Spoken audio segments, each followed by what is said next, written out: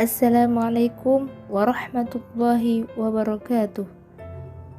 Innal hamdalillah wassalatu wassalamu ala Rasulillah wa ala alihi wa sahbihi wa mawalah. Wala hawla wala quwwata illa billah. Subhanaka la ilma lana illa ma 'allamtana innaka antal alimul hakim.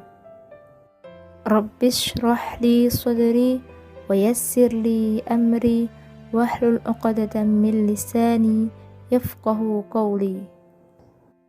Amma ba'd. Mari kita awali dengan baca basmalah. Bismillahirrahmanirrahim.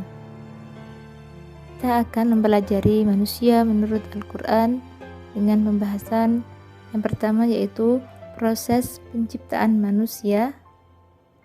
Yang kedua yaitu dimensi-dimensi manusia, sifat-sifat dasar manusia, kedudukan dan tujuan penciptaan manusia. Proses penciptaan manusia dapat dilihat dalam Al-Quran surat Al-Mu'minun ayat 12 hingga ayat 14. A'udzu billahi minasy syaithanir rajim. Bismillahirrahmanirrahim. Walaqad khalaqnal insana min sulalatin min tin. Tsumma ja'alnahu nutfatan fi qararin makin. ثم خلقنا النطفة علقة فخلقنا العلقة مضغة فخلقنا المضغة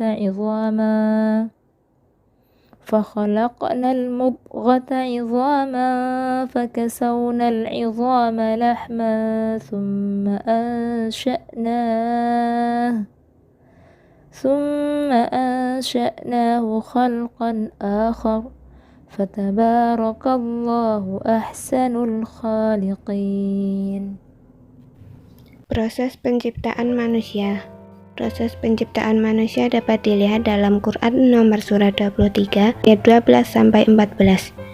Nutfah yaitu tetesan cairan yang mengandung gamet pria dan wanita, kemudian tersimpan di dalam rahim. Alaqah yaitu embrio atau segumpal darah yang berumur 24-25 hari. Mudghah yaitu embrio atau segumpal daging yang berumur 26-27 hari. Idam yaitu tulang belakang. Lam yaitu daging untuk membungkus tulang.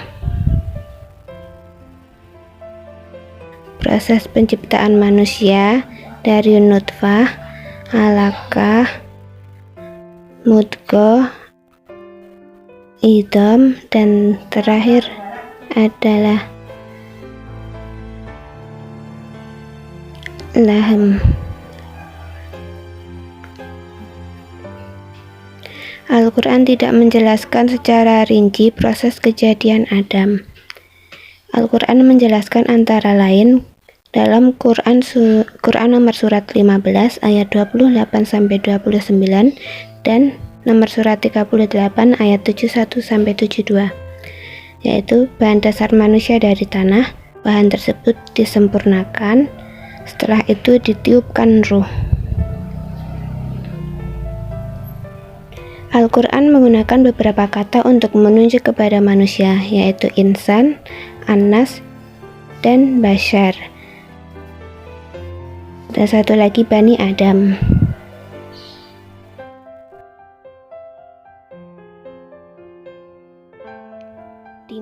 Dimensi manusia. Yang pertama yaitu dimensi materi yang meliputi fisik. Yang kedua yaitu dimensi non-materi atau ruhaniyah, yaitu fitrah, nafas, ruh, kolbu, dan akal. Sifat-sifat manusia.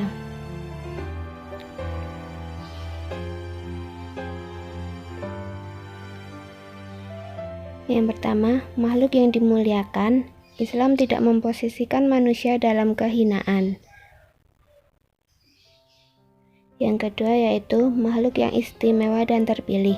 Manusia mampu membedakan kebaikan dengan kejahatan. Yang ketiga yaitu makhluk yang dapat dididik, makhluk yang dilengkapi kemampuan untuk belajar.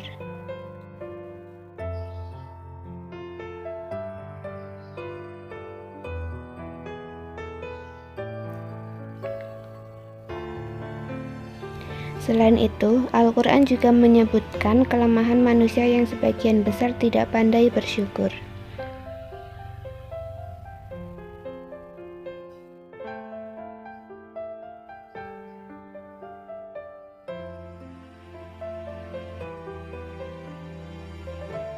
Tidak mau mempergunakan akal, pikiran, dan pendengaran, serta penglihatannya untuk kebaikan atas ketaatan pada Rabb.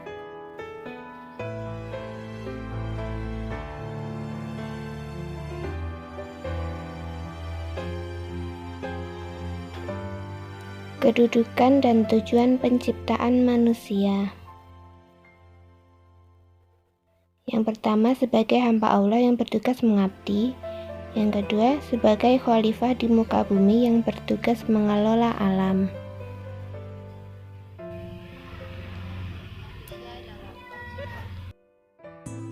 Manusia dalam konsep sains. Manusia adalah makhluk hidup yang dibekali akal dan pikiran, sehingga memiliki derajat yang berbeda antara makhluk hidup lainnya seperti hewan dan tumbuhan. Manusia juga merupakan makhluk hidup yang dapat memberikan perubahan terhadap peradaban kehidupan di dunia.